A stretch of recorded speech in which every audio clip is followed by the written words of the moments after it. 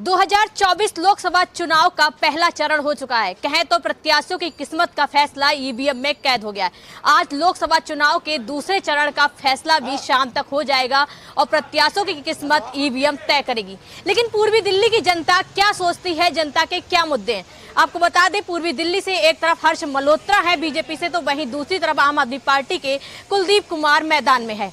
लेकिन पूर्वी दिल्ली की जनता के मुद्दा क्या है, आखिर जनता किस मुद्दे पर इस बार वोट करेगी, ईवीएम पर बटन दबाएगी, पूर्वी दिल्ली की जनता से ही जान लेते हैं। बीजेपी या फिर आम आदमी पार्टी, इस बार कौन किसकी किस्मत का फैसला जनता करेगी और कहें तो 2024 की लोकसभा चुनाव में किसको गद्दी पर बैठाएगी। क्या नाम है आपका? चेचे। यहीं के रहने वाले हैं? हाँ जी। क्या कहेंगे इस बार का सियासी समीकरण क्या कहता है पूर्वी दिल्ली का? आम आदमी पार्टी, मतलब क्या मुद्दे हैं जिनको देखकर कह रहे हैं हमारे मुद्दे हैं। सारे मुद्दे किस तरह की? जैसे आप देख रहे हो, लाइट क्या भी, पानी का भी, हर चीज़ में उन्हें फ्री चला हुआ है। और मोदी जी ने हर चीज़ में चोर बना रखता है मुझे, क्योंकि मोदी जी अपने आप चोर है। अगर हम यहाँ के प्रत्याशियों की बात करें, कुलदीप कुमार हैं और हर्ष मल्होत्रा हैं, तो दोनों में क्या लग रहा है इस बार कौन बाजी मार ले जाएगा पूर्वी दिल्ली से? आम आदमी मारे हमारे आम आदमी पार्टी, मतलब आम आदमी पार्टी मारेगी। मतलब उनका काम कैसा है कुलदीप कुमार का, क्या जनता पसंद कर रही है, नहीं कर रही है? काम पूरा पसंद कर रही है। क्या नाम है आपका? मेरा नाम सतीश गर्ग है। क्या लग रहा है इस बार पूर्वी दिल्ली का समीकरण क्या है? समीकरण तो पूरा बना बनाया है, जो काम करेगा उसको वोट मिलेगी। काम के लिए वोट है। केजरीवाल जी ने कहा था अगर हमने काम करा था मैं वोट देना, नहीं था मैं नकार देना, मत देना वोट। दिल्ली के अंदर बिजली के ऊपर देख लीजिए, शिक्षा के ऊपर लीजिए। आम आदमी क्या चाहिए? शिक्षा चाहिए। उसको फ्री में खाना नहीं चाहिए कि 5 किलो खाना उनको राशन दे दिया और उनको भिखारी बना दिया। भिखारी मत बनाओ, लोगों को शिक्षा दो और शिक्षा से वो अपना रोजगार ढूंढेंगे, अपना करेंगे। आप कह रहे हैं शिक्षा दी, बीजेपी वाले लगातार आरोप लगा रहे हैं कि शिक्षा के नाम पर से वोट बटोर रहे हैं और स्कूलों की हालत इस समय खस्ता है। क्या कहेंगे इस बात? ये तो आप खुद जानते हैं कि दिल्ली के स्कूलों की हालत कैसी है कि 5 स्टार वाले की तरह होटलों की तरह बना दे। देखा हुआ आपने, आप तो खुद चैनल वाले हो, सब कुछ जानते हो। दिल्ली के अंदर जो है, जो गरीब आदमी का बच्चा वही शिक्षा ले रहा है जो बड़ा आदमी का बच्चा ले रहा है। अब बीजेपी लगातार ये भी दावा करती आ रही है और आरोप लगा रही है कि जिस तरह से इंडिया गठबंधन है, कह रही है कि इनका कुछ नहीं होने वाला, ये आपस में ही लड़ रहे हैं। तो आप क्या कहेंगे इस पर? देखिए, सबसे बड़ी बात है कि लोकतंत्र को बचाने के लिए सबको मिलना जरूरी है। इन्होंने लोकतंत्र की बिल्कुल हत्या कर रखी है। आप कहीं भी ले जाइए, कोई आदमी चैनल में बोल नहीं सकता।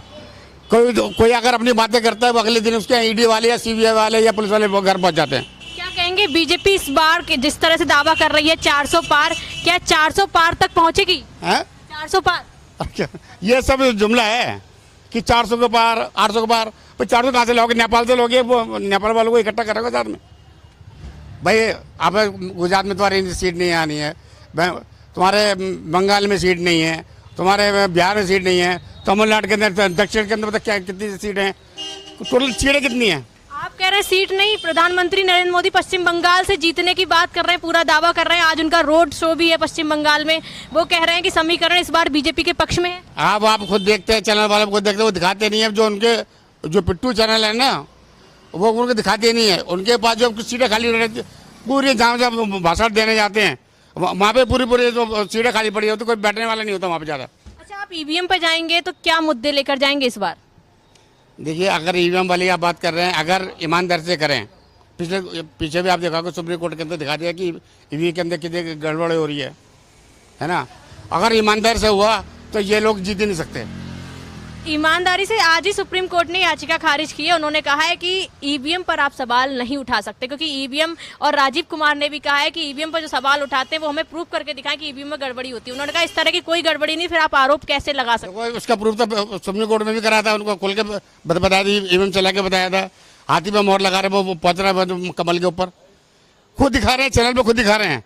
इससे बड़ा प्रूफ सुप्रीम कोर्ट में सामने दिखा रहे हैं। ये लोकतंत्र की हत्या नहीं थे क्या? ये बताइए, मैं वोट किसको दे रहा हूँ जहाँ कह रही है? ये सही है तरीका? फिर क्या बात है वोट देने का? सबसे बड़ी बात यही है। क्या नाम है आप? अनिल कुमार। क्या लगता है अनिल जी, इस बार का सियासी समीकरण देश में कैसा होने वाला है? क्या बीजेपी 400 पार की जो बातें करती है, क्या वाकई 400 पार कर जाएगी इस बार? मैडम देखो 400 पार का तो मैं नहीं कह सकता, लेकिन हाँ जीतेगी जरूर, ये तो पक्का है, क्योंकि जो तानाशाही इनकी चल रही है ना, ये किसी की चलने ही नहीं दे रहे। आप एक बात बताओ, इन्होंने गुजरात के अलावा कहते हैं हमने देश में बड़ा विकास किया है, खाली गुजरात के अलावा ये बताते कि हमने इस स्टेट में भी विकास किया है, कोई गिनती करा दे। ये गुजरात इनका, वोट इनकी, मशीनें इनकी, सारे पॉलिटिशियन इनके अपने हैं, तो आम आदमी की तो चल ही नहीं सकती। तानाशाही तो खुल के चल रही है, तो पब्लिक के सामने आ चुका है। किस तरह की तानाशाही चल रही है? मैडम ये तो आप देख ही रहे हो, जब पब्लिक नहीं चाह रही कि ईवीएम से हो, तो क्यों ईवीएम से जबरदस्ती लगे हुए हैं। ये लगातार यही बातें कह रहे हैं कि ईवीएम लाया कौन था। बीजेपी लगातार सवाल उठाती कि ईवीएम भाई आप लाए थे, अब आपको ईवीएम से क्या परेशानी है? मैडम चलो कोई भी लाया था, है तो उसके अंदर प्रोग्रामिंग ही, प्रोग्रामिंग तो सेट हो ही सकती है। जब एक चीज तसल्ली नहीं हो रही तो आप उसको फेयर कराओ ना, जो भी चीज़ है फेयर कराओ उसको। आप चाहते कैसे वोट हो? मैडम जो वॉयलेट से पूरे वर्ल्ड में जैसे होता है वैसे ही होने चाहिए, तरीका तो यही बनता है। अब इनके यहाँ अलग से इंडिया के रूल निकले हुए हैं, तो उसमें कोई क्या कर सकता है। एक सवाल, विधानसभा में भी ईवीएम से भी होता है इलेक्शन, तब आरोप नहीं लगाए जाते हैं कि ईवीएम में घपला हुआ, जो पार्टी जीत जाती है और जहां से जीत जाती है उस सीट पर सवाल नहीं उठाती है, लेकिन जो पार्टी हार जाती है और दूसरी जगह इस तरह के सवाल उठाए जाते हैं कि ईवीएम में घपला। अगर ईवीएम में घपला होता है तो फिर उस जगह जीतने की संभावना कैसे बनती? मैडम देखिए, कुछ प्लस कुछ माइनस। ये अगर वन साइड, अगर 10 सीटें, अगर 10 की 10 ये लेंगे तो ये तो वैसे ही बदनाम हो जाएंगे। इन्होंने 2-4 सीटें तो देनी ही देनी है। क्यों देनी है? इन्होंने ये भी तो दिखाना है कि ईवीएम में कोई सेटिंग है ही नहीं, तभी तो जीत रहे हैं। जो आपने मुझसे सवाल किया, ये इसी का कारण यही है कि ये 2-4 सीटें जरूर देंगे।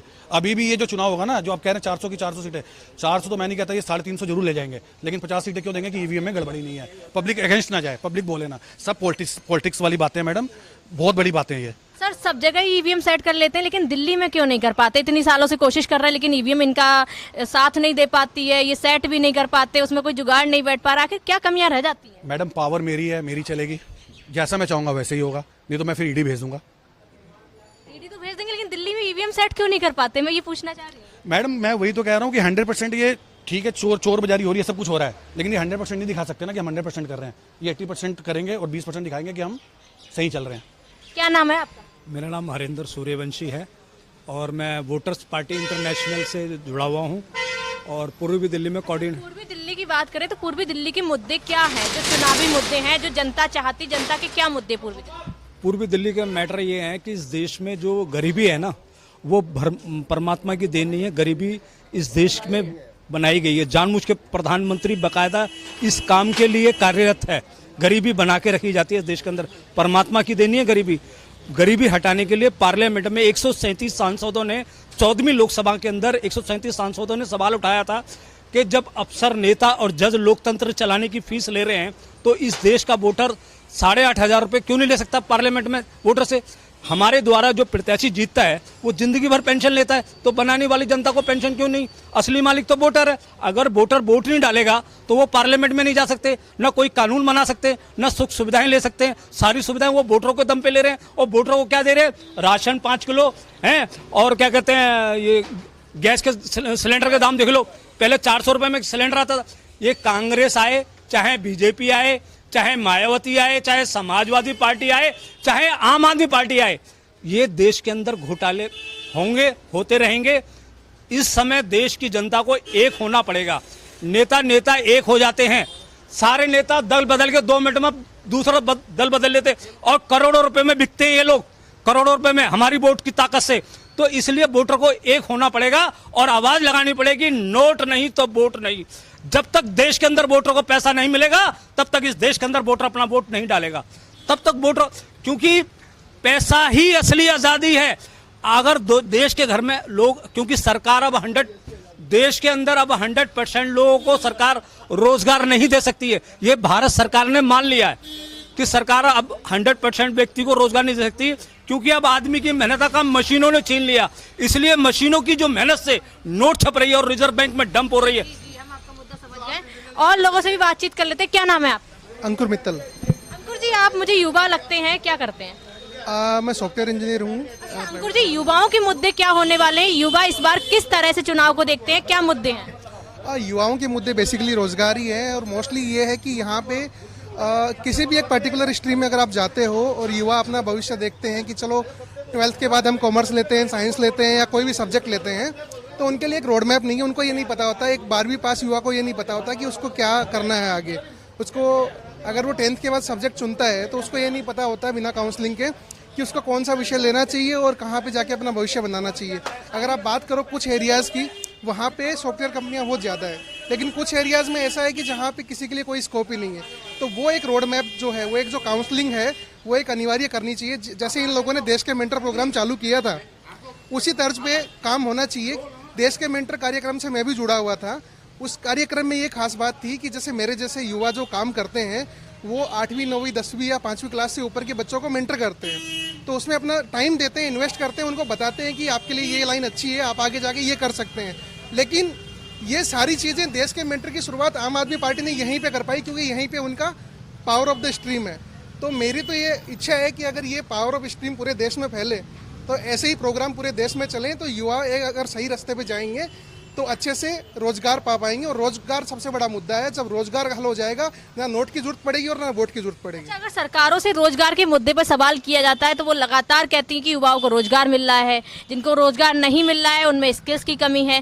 तो क्या इस तरह के जो आरोप सरकार की तरफ से युवाओं के लिए लगाए जाते हैं, इस मुद्दे को जिस तरह से नकारा जाता है, क्या किस तरह से इसको देखते हैं आप? मैडम, ये जो बोलते हैं ना कि युवाओं के पास स्किल की कमी है, तो अगर युवाओं के पास स्किल की कमी है तो गिग वर्कर के ऊपर पॉलिसी क्यों बना रहे हैं? गिग वर्कर का आपने नाम सुना होगा, वो वर्कर जो संगठित नहीं है, जो काम करते हैं, जिनको संगठित करके उनसे टैक्स वसूलने की योजना बनाई जा रही है। अगर युवा स्किल्ड ही नहीं है तो गिग वर्कर का कंसेप्ट कहाँ से आया? फिर कोई भी युवा है, जरूरी है वो पढ़ा लिखा है। एक कारपेंटर है, वो पढ़ा लिखा नहीं है, वो 10वीं पास है, क्या वो स्किल्ड लेबर नहीं है? वो भी एक स्किल्ड लेबर है। जरूरी नहीं कि एक 12वीं पास कॉलेज पास युवा ही स्किल्ड है। एक कारपेंटर भी स्किल्ड हो सकता है, एक ड्राइवर भी स्किल्ड हो सकता है। सबकी अपनी अपनी स्ट्रीम, अपना अपना स्किल सेट है। आप उस पर टैक्स तो अप्लाई कर सकते हो, लेकिन आप उन लोगों को फैसिलिटी नहीं दे सकते, आप उनको रोजगार नहीं दे सकते। जब कोई कारपेंटर बंदा जाता है नौकरी के लिए तो बोलते हैं अच्छा भैया कॉलेज पास हो, 12वीं पास हो, नहीं मिलेगा। लेकिन वही कारपेंटर बैकएंड में किसी कॉन्ट्रैक्टर के थ्रू बहुत काम करता है और बड़ी बड़ी बिल्डिंगों में अपना कॉन्ट्रीब्यूशन भी देता है। तो ये चीज़ें खत्म की जानी चाहिए। अगर आप बात करते हो सिर्फ एजुकेशन सिस्टम से, एजुकेशन सिस्टम में स्किल को भी प्रायोरिटी देनी चाहिए। एक मार्कशीट ही आपका सब कुछ डिसाइड नहीं कर सकती।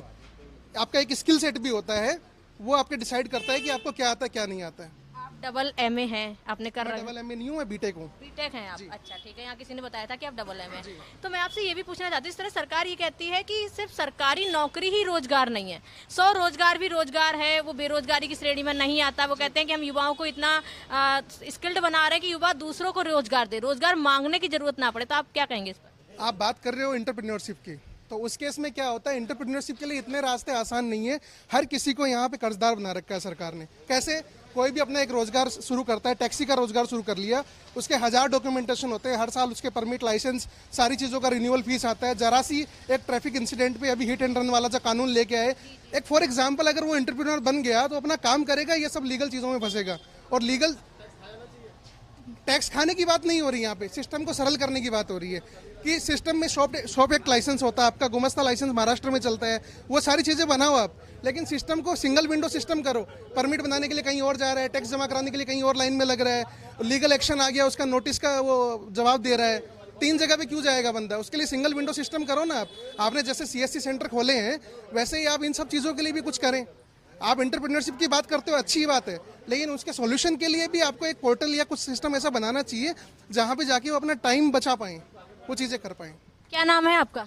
जी, गिरीश भारद्वाज। क्या लगता है इस बार पूर्वी दिल्ली का समीकरण कैसा रहने वाला है? इस बार कौन प्रत्याशी यहाँ से जीत रहा है?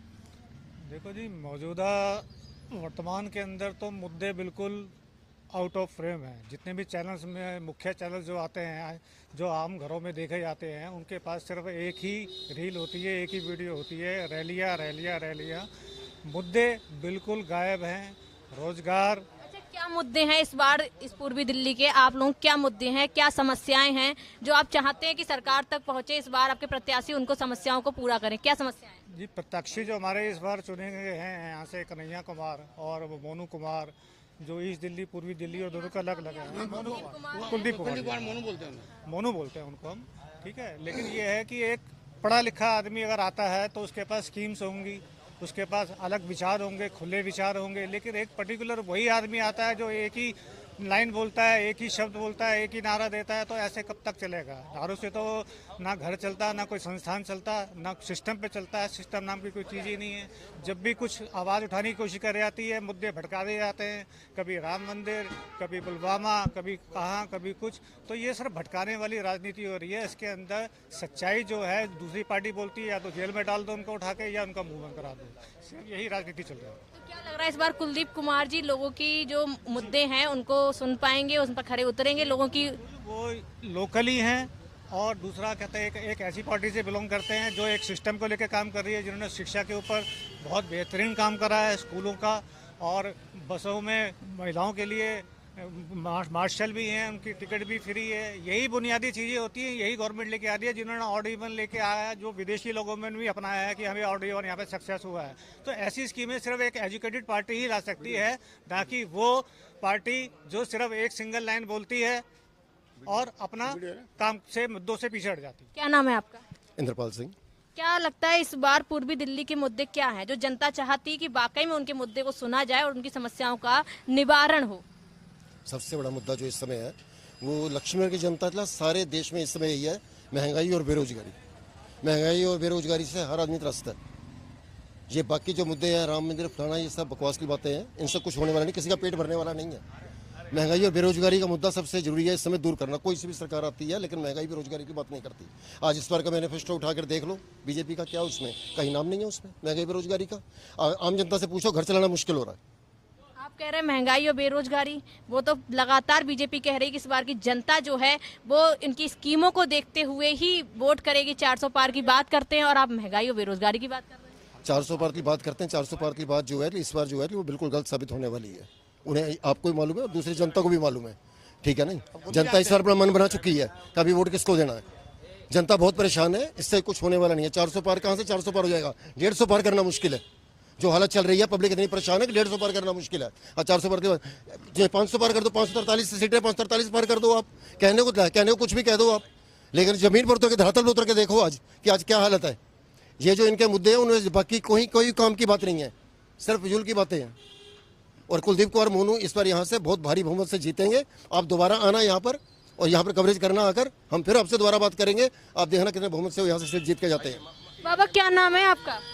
मेरा नाम चंद्रमणि जौहरी है। अच्छा, क्या लग रहा है इस बार के क्या मुद्दे ईवीएम पर जाएंगे? अच्छा, आप अपना क्या मुद्दा लेकर जाएंगे, क्या सोच के जाएंगे ईवीएम पे? मैं मुद्दे वाली बात नहीं कर रहा, मैं तो केवल ये कह रहा हूँ कि बीजेपी के बारे में जो अगेंस्ट कहते हैं, जितना काम बीजेपी ने किया है अब तक वो किसी ने नहीं किया। किसी ने नहीं किया। हिंदुस्तान का नाम संसार के अंदर पूरे वर्ल्ड में डूबा हुआ था, आज लोग इज्जत से देखते हैं। लोग हम लोगों को नेगलेक्ट करते थे, आज जहाँ जाते हैं हमारी रेपुटेशन बनती है, इज्जत से लोग पेश आते हैं हमारे लिए। घर में महंगाई किस जगह नहीं है? ऐसी कौन सी कंट्री जहाँ महंगाई नहीं है? दिल्ली में महंगाई है। अगर सिर्फ मोदी ने महंगाई कर दी तो सोचा बेकार है। जब क्रूड ऑयल महंगा होगा, हर चीज़ महंगी होगी, तो महंगाई तो बढ़ेगी। जो यहाँ का मुद्दा है वो एक है, बड़ा ये है, यहाँ पर अनऑथराइज लोगों ने जगह बहुत घेर रखी है। पार्किंग की बहुत ज़बरदस्त प्रॉब्लम है। उससे पर गाड़ियाँ खड़ी हैं, गलियों में गाड़ियाँ खड़ी हैं, लोग निकल नहीं पाते, कहीं भी निकलना बेटा बहुत मुश्किल है। अनऑथराइज अप्रोच बहुत ज़्यादा लोगों ने कर रखी है, वो ठीक नहीं हो पा रही है। बाकी बात तो बीजेपी के 400 पार पहुंच जाएगी, मुझे तो लगता है पहुंच जाएगी। जितना मोदी ने किया है लोगों के लिए, लोग आसान फराम हो। बात दूसरी है, आज़ादी पहुंचनी चाहिए। क्या नाम है आपका? कैस नाम है। क्या लग रहा है इस बार का सियासी समीकरण क्या कह रहा है? इस बार क्या 400 पार जाएंगे या फिर इंडिया गठबंधन कोई नया रुख दिखाएगी? 400 पार जाएंगे नहीं जाएंगे ये तो पता नहीं, लेकिन इंडिया गठबंधन काफ़ी एग्रेसिव है और उम्मीद है कि बदलाव के लिए लोग वोट डालेंगे इंडिया में। ईवीएम पर जाएंगे तो आप अपने क्या मुद्दे लेकर जाएंगे? जिस तरह से आपके बच्चे भी होंगे, घर में परिवार भी है, तो क्या मुद्दे इस बार देखते हैं? महंगाई का मुद्दा है, स्कूल की बढ़ती हुई फीस का मुद्दा है और सेफ्टी सिक्योरिटी का मुद्दा है। इस तरह से जो हालात बने हुए हर तरफ, इनसिक्योरिटी का, इंटॉलरेंस का, इसके खिलाफ जाएंगे हम। आपको क्या लग रहा है इस सीट का क्या है? पूर्वी दिल्ली की सीट से इस बार कैसा सियासी समीकरण? कुलदीप कुमार मोनू रहेंगे आम आदमी पार्टी के। Of course 100%। क्या नाम है? आप बहुत देर से मैं देख रही हूँ, आप अपनी राय रखना भी चाह रहे हैं। क्या नाम है? मनोज पाल मैम। सॉरी, क्या आपके मुद्दे हैं, आपकी क्या समस्याएं हैं, आपको क्या लग रहा है इस बार का सियासी समीकरण क्या है? मैंने सियासी समीकरण यही है कि अभी एक सरदार जी ने बात करी कि 400 पार मुश्किल है इस बार आना, लेकिन 400 पार का तो रिजल्ट आ चुका है। इतिहास का पहली बार ऐसा हिस्सा हुआ है कि 400 से पार रिजल्ट आ चुका है। इतने दावे से? इतने दावे से मैम, डेफिनेटली मैडम 400 से पार होनी है सीटें। ये तो इतिहास का पहला हिस्सा ऐसा है कि मोदी पहले ही रिजल्ट आ चुका है इस चीज़ का कि बीजेपी आ रही है। अच्छा, तो 4 तारीख पर 400 की बात पक्की है? 400 से पार मैडम, यस, 400 की बात नहीं है, 400 से पार की क्या बात है। मुद्दे हैं जो 400 पार तक ले जाएंगे इस बार? मैडम इतिहास में सभी को ये चीजें मालूम है कि मोदी जी ने किस किस कार्य पे काम किया है। 370 धारा हटाई, आपका क्या कहते हैं राम मंदिर खड़ा करा गया, अटल सेतु बनाया गया, इतने चीजें कार्य किया, और बिजली पानी और हमें पैसा नहीं मिल रहा। ये क्या मुद्दे होते हैं? आप कहाँ जॉब करते हैं, क्या करते हैं? मैडम मेरा तो अपना बिजनेस है, अपना प्रॉपर्टी का भी बिजनेस है हमारा, और पाल मतलब अपना बीजेपी के भी हम लोग, ठीक है। हम बीजेपी के लिए लड़ भी रहे हैं मोदी जी के लिए। मोदी जी हमारे इतना लड़ रहे हैं तो हम उनके लिए क्यों ना लड़ें, उनको उठाने के लिए? ये बताइए आप, क्यों ना लड़ें हम? वो हमारे देश के लिए इतना कुछ कर रहे हैं, अकेले लड़े जा रहे हैं हर चीज़ों के लिए, और दुनिया विरोधी इंडी बना के इतने सारे लोगों ने घेरे पड़े हैं। तो इसकी पता है, एक अकेला इंसान जब हमारे लिए लड़ रहा है तो हम उनके लिए क्यों ना लड़ें? सॉरी। आपको बता दें, सबकी अपनी राय है, सब अपनी अलग राय रखते हैं। कोई बीजेपी की तरफ है तो कोई कांग्रेस की तरफ है तो कोई आम आदमी पार्टी की। लेकिन पूर्वी दिल्ली सीट की बात करें तो यहां से कुलदीप कुमार को बहुमत मिलता नजर आ रहा है। जनता कुलदीप कुमार को इस बार कुर्सी की तरफ देखती रही है और जनता लगातार इस बात को कह रही है कि कुलदीप कुमार इस सीट पर इस बार खरे उतरेंगे, क्योंकि जनता की उम्मीदें अब कुलदीप कुमार के साथ जुड़ी हुई हैं। वीडियो जर्नलिस्ट अमनीत के साथ मैं स्तुति पाठक, स्टार भारत न्यूज।